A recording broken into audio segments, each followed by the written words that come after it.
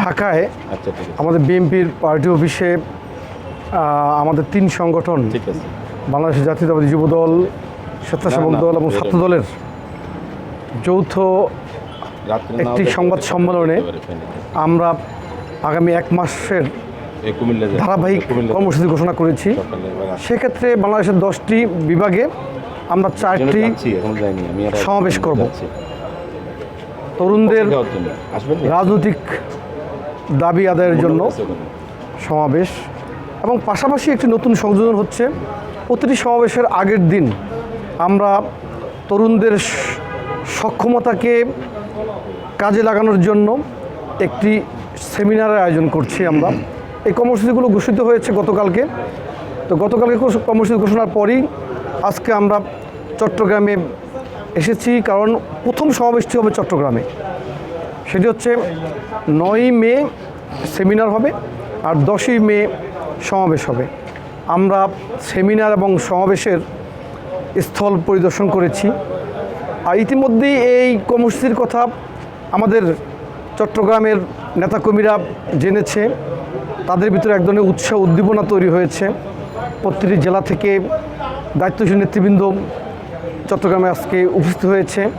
তাদেরকে সাথে নিয়ে আমরা মিটিং করেছি। আর আমাদের গার্ডিয়ান সংগঠন বিএনপি নেতৃবৃন্দ ছিলেন।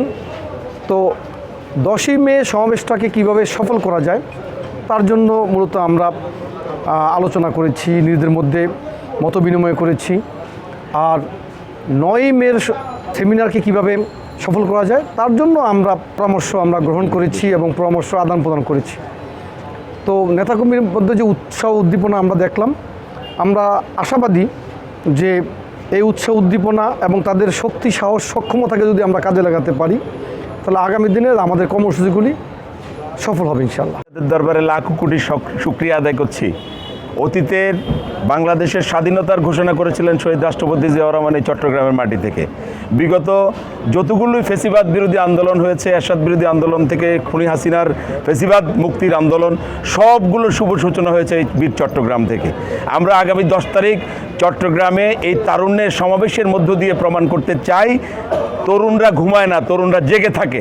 গণতন্ত্র প্রতিষ্ঠা না হওয়া পর্যন্ত, শহীদদের স্বপ্নের বাংলাদেশ প্রতিষ্ঠা না হওয়া পর্যন্ত চট্টগ্রামের তারুণ্যের এই সমাবেশ থেকে আমরা জাগ্রত থাকব। যতক্ষণ পর্যন্ত স্বপ্নের বাংলাদেশ আমরা তৈরি করতে না পারি, ততক্ষণ পর্যন্ত আমরা সোচ্চার থাকব। এটাই হবে। এবং চট্টগ্রামের তরুণদের ভাবনা, তরুণরা বিগত সময়ে যে সমস্ত বৈষম্যের শিকার হয়েছে, অন্যায়ের শিকার হয়েছে, 16 বছর তাদের কর্মসংস্থান ছিল না, তাদের মেধার বিকাশ হয় নাই, যোগ্যতার মূল্যায়ন হয় নাই, তরুণদের ভাবনা নিয়ে এই সমাবেশ থেকে আমরা জাতিকে নতুন দিক নির্দেশনা দিব, এই প্রত্যাশা রাখি। ইনশাআল্লাহ চট্টগ্রাম থেকে আমরা ইতিহাস তৈরি করব। আমরা জিয়ার আদর্শিক সন্তান হিসাবে, তারেক রহমানের একজন সৈনিক হিসাবে ইনশাআল্লাহ চট্টগ্রাম থেকে আমরা সেটা প্রমাণ করব। চট্টগ্রামের সমস্ত রাজপথের স্রোত থাকবে পোলো গ্রাউন্ড ময়দানে।